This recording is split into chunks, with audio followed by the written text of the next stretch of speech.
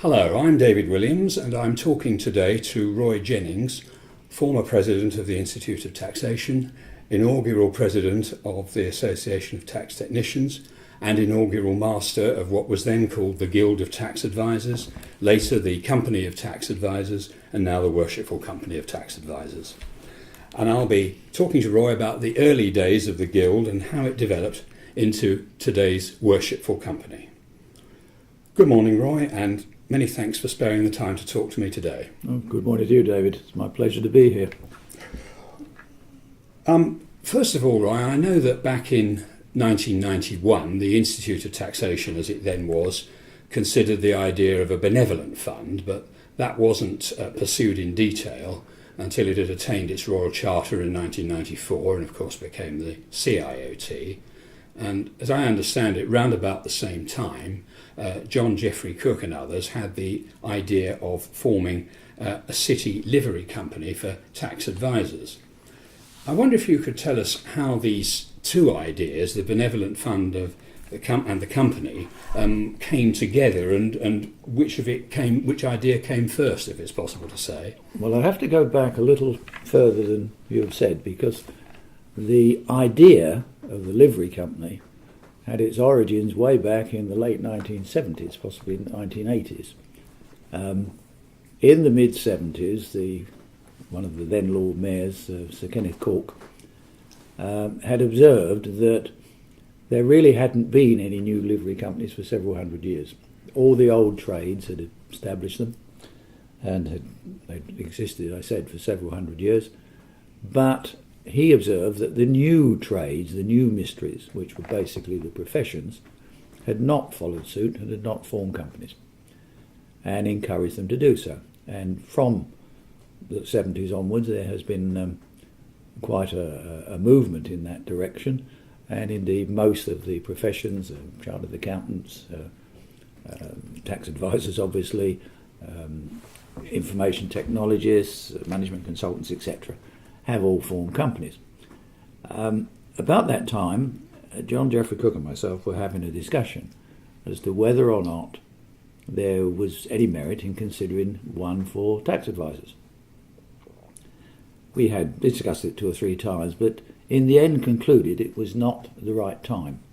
First of all, the tax profession didn't really have sufficient standing in its own right, at least in our opinion. It was still very much an add-on, if I can put it that way, to accountants and lawyers, as distinct from a separately identifiable profession.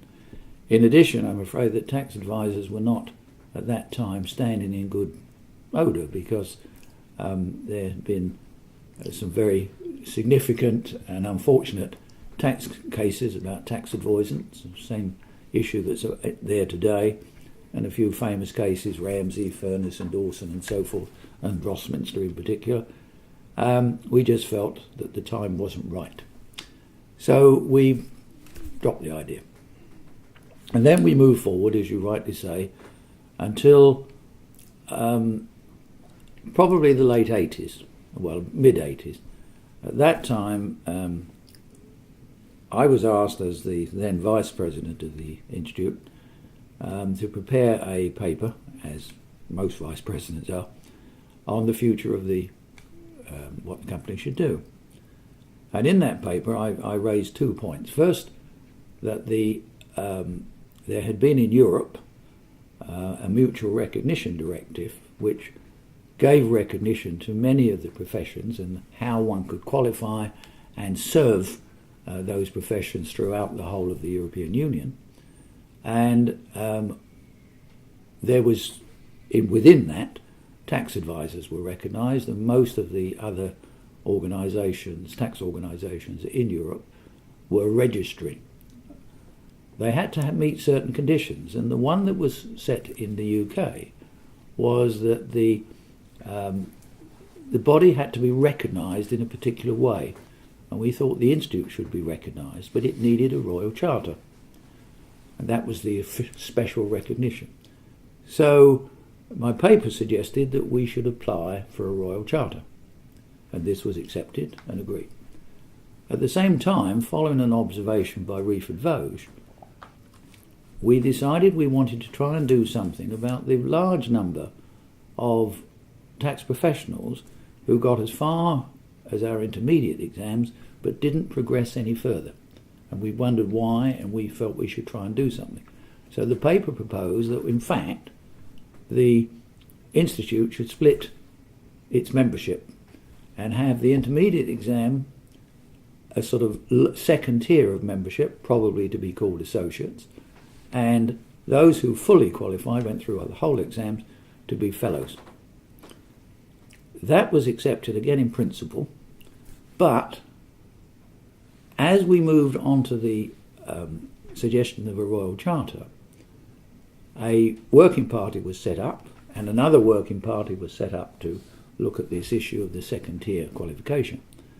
And it was felt that the two were incompatible, that bringing in a second category of membership at that time could be prejudicial to our application for the Royal Charter. So that was separated, and I finished up chairing the working party that ultimately developed into the ATT, which was formed in 1989. And I was the first president of it, as you commented earlier. The Royal Charter Working Party continued on its way, and eventually the Royal Charter was received in 1994.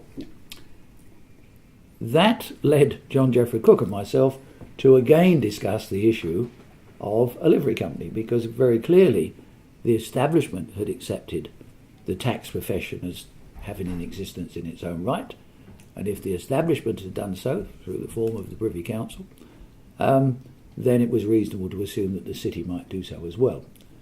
So just the two of us decided to approach the Chamberlain's Court in the Guildhall and to find out the requirements to form a livery company, and to determine whether we wanted to go ahead and whether we could get any support from others. At about the same time, Michael Squires, who had been a past president of the Institute of Taxation, now the Charter of the Institute, of course, decided and felt and promoted the concept of having a benevolent fund. So he was working on that as a project. John and I were working together on the project of the what subsequently became the livery company. We realised after a time that the Institute had problems with the benevolent fund, just running it, managing it and controlling it. And as one of the long-standing objectives of a livery company is to run a charity and to meet charitable needs, we merged the two. And so they really then ran in parallel from 1994, and technically I think the benevolent fund was formed about a month before the Guild was established, which was in December 1995. So the two really ran together. So your question about which came first, which was the chicken and the egg, was there. And they just merged into the one project. Let's get a livery company, or let's aim towards it. And let's at the same time set up the benevolent fund within the auspices of the Guild. You mentioned yourself and John Jeffrey Cook. Who else was involved in those very early moves and discussions? Well, in the very early days, as I said, of the charter of the livery company, was just John and myself. But once it was decided to proceed, the working party was set up, which consisted of obviously John and myself. Michael Squires was brought in from the benevolent fund point of view. Robin Iverson was on it. Douglas Pye Gilbert, Adam Brooke. Malcolm Penny was quite a key member as well. And we got support from Jonathan Crump from the Institute himself to sort of act as secretary and administrator, if I can put it that way. So that was really, I think, the main body of people. And then eventually in December 1995, I think, came the meetings that formally set up both the Benevolent Fund and the Guild. That's right. And you were elected the first master. Yeah, well, I was considered to be one of the most guilty parties, if you will, in seeking to have a move towards a livery company. At that time, I have to say, we were somewhat apprehensive. We'd been told in our discussions with the Chamberlain's office at Guildhall that it was a 14-year project, 7 years to move from guild to company, and then another 7 from there to move into livery. And of course, in the way, there are conditions about how much money was required and how many members were required and so forth. So it was quite a long-term project that was taken on at that time.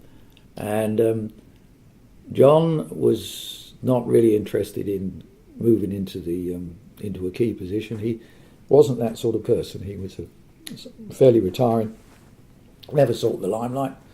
And so, as I say, as he and I had been the prime runners on getting the guild together, I was elected the first master.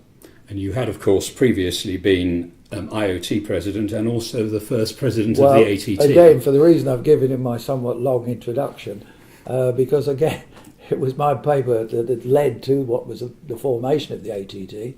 So not surprisingly, people said, "Get on with it. It's your baby." Were the founder members at all daunted by this formidable prospect of, as you say, 14 years from go to becoming a livery company? No, I can't speak for everybody, obviously, but I don't think they generally were. I think we regarded it as an enormous project, and the question whether, because we weren't young men even then, whether we would actually see out the 14 years, but we all did, or most did anyway. And we were convinced absolutely that we could get the membership, and we were convinced that with that would come the money that was needed. So we weren't concerned about that. Our concerns were really that none of us, John Geoffrey Cook actually was already a member of the Worshipful Company of Chartered Accountants, but beyond that, and one other, Malcolm Penny, who I don't think I mentioned earlier, he was a warden in the Glovers Company and about to become their master. Beyond those two, we really didn't have much knowledge of livery companies. And so it was a question of getting to know the city and for the city to get to know us. And it was building the relationships, which was the main thing, which is one of the primary reasons I served 3 years, because the important thing in those days was A, getting the members, and B, establishing our relationships with other bodies and so forth within the city, which we fairly rapidly did, I'm pleased to say. And there were some key people in the city that it was important to get to know at that stage. Absolutely. People like the clerk to the Alderman Committee and people like that. Right. That was Mr. Morris, was it? Yes, I think it was. Yes. And then Richard A. Gutter, who was Richard became a key person. One of the requirements for a guild that wishes to progress is that they have to have a sponsoring alderman. Richard was an alderman, and he was also a partner, as it happened, of Michael Squires, and so he agreed to become our sponsoring alderman. So he did play a major part. The other thing is we needed to get to know the Lord Mayor's department, which we did, and in fact one of our turning points came when, by pure coincidence, the son of Sir Kenneth Cork, who I mentioned earlier, Sir Roger Cork, agreed, despite the fact we're only a guild, to become our first honorary member. And we had a civic luncheon, our first one in Founders Hall, and that really, I think, got us our first foot really into the door in the city. At that stage, you needed to have 100 members, I think, and a minimum funds of 50,000 for a company and 100,000 for livery. Was that right? It varied a bit over time. It got progressively higher. The hurdles grew. But yes, I think the initial requirement was 150,000 and another 50,000 in charity. Yes, and charitable funds. Would it have been an option just to stay as a guild? No, not in reality. I think you have to grow, and if you're going to be really established in the city, the target is to be a livery company. I mean, there are companies which have, in a sense, stayed as guilds or organisations, but merely because I think they've had possibly problems in membership and so forth. I don't think anybody naturally does it unless there's a special reason. For example, the Guild of Air pilots and navigators have chosen to continue to call themselves a guild. Right. Although they are, in fact, a livery company. Right. Now, moving into your inaugural mastership, you've said that you served for nearly 3 years because of the particular demands. Yeah, the need for continuity, I think, was the important thing. Yes. And tell us how you went about selecting the original court members and officers of the Guild. Well, the names I gave you before, by and large, were all past presidents of the Institute. Yes. And they'd been on the working party, and I think, to some degree, it was self-selecting, one might say. We had a meeting and discussed who was prepared and willing to progress to master, and they formed the first wardens, which, as you know, is the sort of support group for the master and are progressing through to it. Peter Murcott volunteered, if that's the word to use, to be the treasurer, and Jonathan Crump. Because he was from the Institute and was doing all the secretarial work, he became the clerk. That didn't last terribly long, probably about a year, and then John Geoffrey Cook took over, and because we'd progressed considerably by then and needed the city contacts that John was developing as well. And then there was the beadle and the chaplain. Well, we were fortunate in two senses, people I haven't, in a sense, mentioned to any great degree.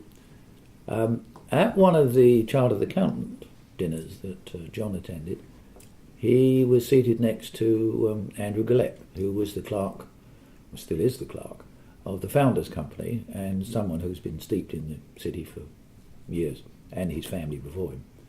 And he was very encouraging about forming a tax guild, and he made available to us after a while the facilities at Founders Hall, and through him as well we learned an awful lot about the city and what was going on. So that was one. The second one, the one I did mention, was Malcolm Penny, who, as I said, was progressing through to be Master Glover. He got us our first beadle. Frankly, it was the Glover's beadle, right, who was again a very experienced person and knew the city and its traditions and its procedures. And so we started off with a good, at least two people who were solidly knowledgeable about the city and its approaches. And it was very helpful. And membership grew quite well, didn't it? I Yes. think there were 19 founder members That's at that right. first meeting in December 95, and then... Well, they weren't necessarily all at that meeting, but they came along pretty soon afterwards. Yes. And then I think by September 96 it had grown to 40. But sounds about right. Yes. I don't have the figures at my fingertips. But And then the 100 mark was reached, appropriately enough, in the year 2000. yeah.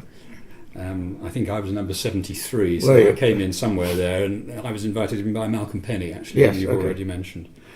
Then, looking at the Benevolent Fund, founded alongside the Guild, Yeah. then there came along the separate Tax Advisors Charity, didn't there? Can you tell us a little bit more about the two separate funds? Well, the Benevolent Fund, by its definition, if you will, by its title, is intended to provide assistance where required to members of the tax profession who've fallen on hard times, and we do give out various grants for that purpose.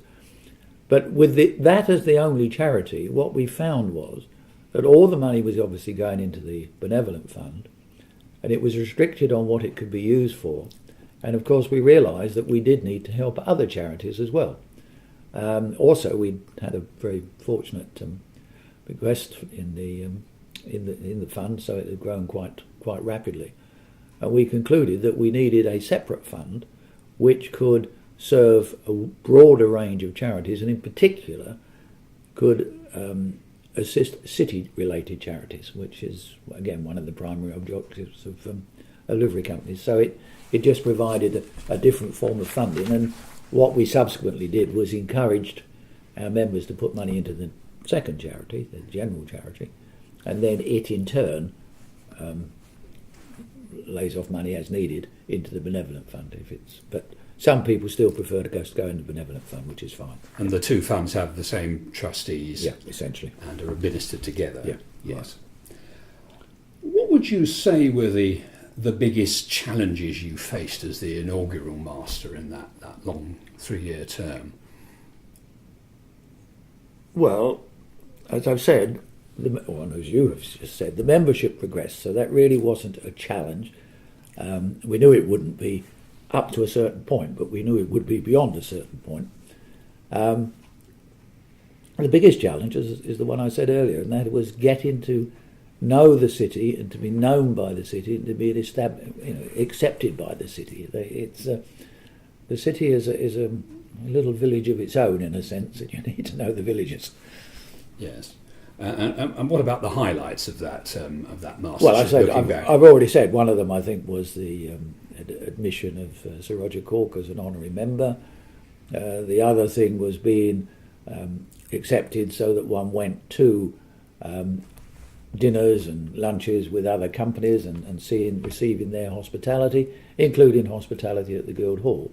And a particular highlight towards the end, I think it was in possibly my 3rd year, was actually having our civic luncheon at the Mansion House with the Lord Mayor in attendance. That was quite yes. a highlight.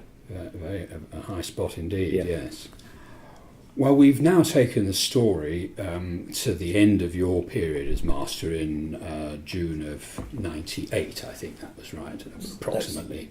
Yes. That's right. And in the next period, there were further challenges, weren't there? First of all, membership was originally going to be confined, was it, to CIOT members? Yeah. But that proved not to be the right way forward. I think yes, in 2 ways.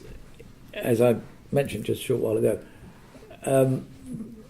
clearly there was a limit to the number of CIOT members that we could recruit, and ATT, I should add. It was the 2 that we accepted.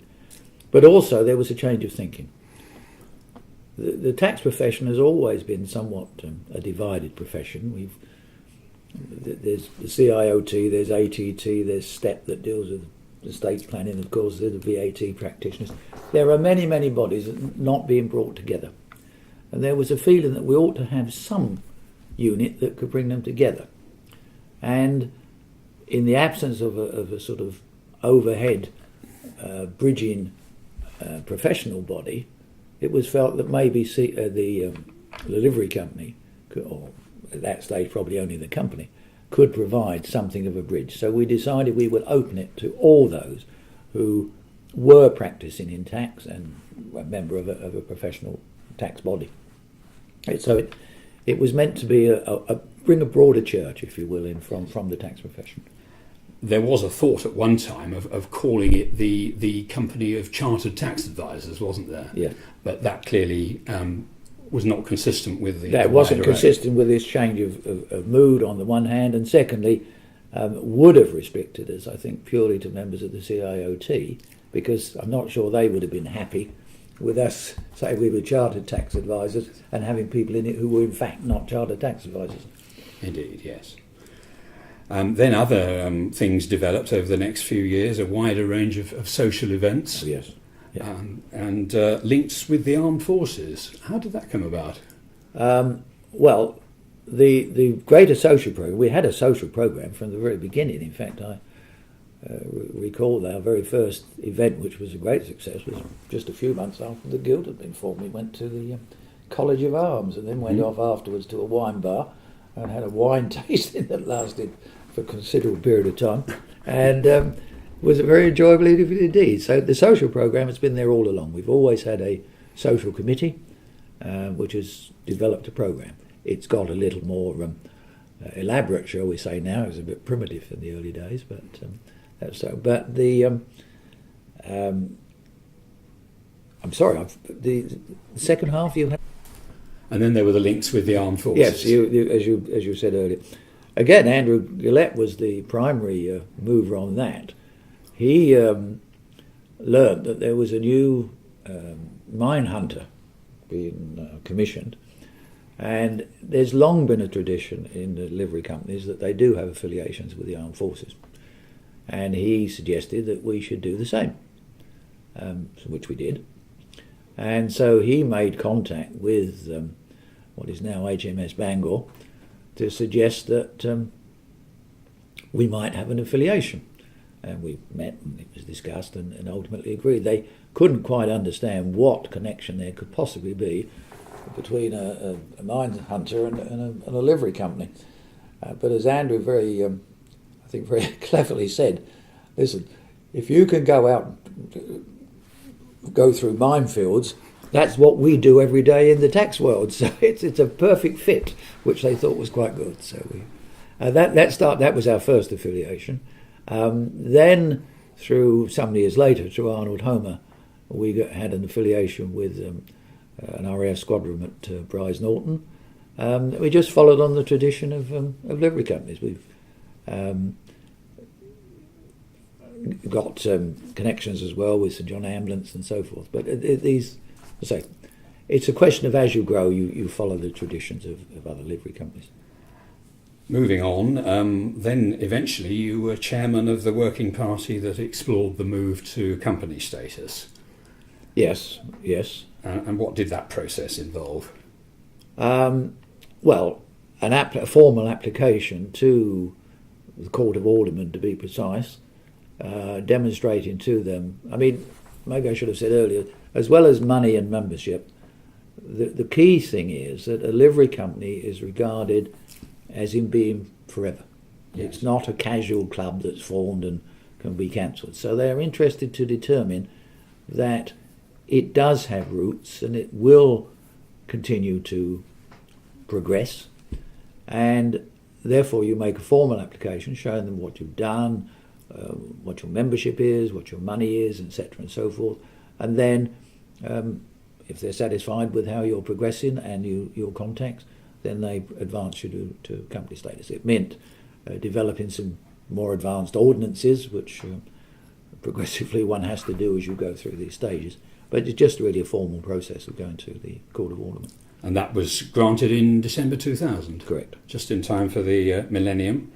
Yep, and 2 years ahead of schedule. Yes. And then came also ahead of schedule, the advancement to livery. Yeah. That was, 5 years later, roughly? Yes, and so the whole thing, which originally looked like taking 14 years, was done in... Just under 10, Just actually. under 10, yes. Yeah. Looking back in 1994, did you ever envisage that it could be done that quickly? No. I now learned, as I know somewhat more than I did in those days, that 14 was the pessimistic side, if I can put it that way. Right. And that it can be done. In fact, some have done it even shorter, but we were very happy with our rate of progress. Yes. And then the Royal Charter followed in yes. 2009, yeah. Which brings us to where we are today.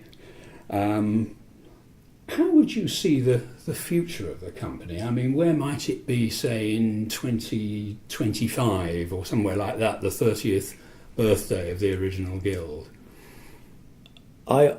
It's one of the questions which is currently in front of the court. I think what you touch on is a very difficult area. When you are progressing through from guild to livery company, you very clearly have objectives. You know what your next objective is, company, then livery company. And it's easy to see them. You know what's needed to get there in terms of, say, membership, money, and so forth. And therefore you can see targets. When you've achieved that, you then say, what's the next thing to do? So the next thing we said, we do the Royal Charter. Now, there are nothing, or as far as I know, nothing further that we can do in terms of advancement. We've got all the credentials that we need. I suspect that one of the things it may well do is to develop more money on the charity side and really go into a fairly major charitable project. We haven't yet done that. We do, as I said earlier, provide benevolence to members, and we obviously do assist with city charities and so on. But we haven't yet adopted a major project, and I think we should do. I'm not saying we would ever, say ever is too strong a word, but in the near immediate future, be able to do things like the old livery companies do, which meant when they created schools and they created scholarships and all that. Yes. Well, we could do scholarships, certainly. Yes. And I suspect that's where our direction will be. It's in the charitable arm. I think we need to develop a little more. And might that involve helping people into the tax profession who hadn't got their own means in order to get in? We're already doing that to a limited extent. Right. And I think that would be, yes, encouraging that. We are encouraging the profession anyway. We finance to some degree the international tax diplomas and that sort of thing. So yes, new areas of examination. I also think that, coming back to something we did touch on earlier, about a bridging body for the whole of professions, I hope we might try to do more without encroaching into professional areas to bring the various diverse professional tax bodies together a little more. Yes. There is a role to be played there, I think. But Indeed, yes. And then an area that is close to my own heart, the study of the history of taxation, yes. which is... Well, of course, that is one of years. the things that has been done. John Geoffrey Cook, again, was very Yes. instrumental in doing that, but that's taken off and is now very popular.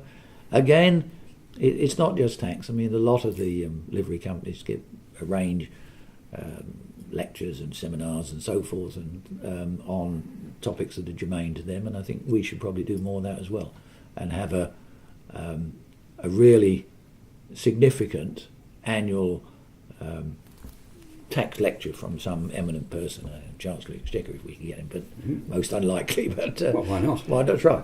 Yes.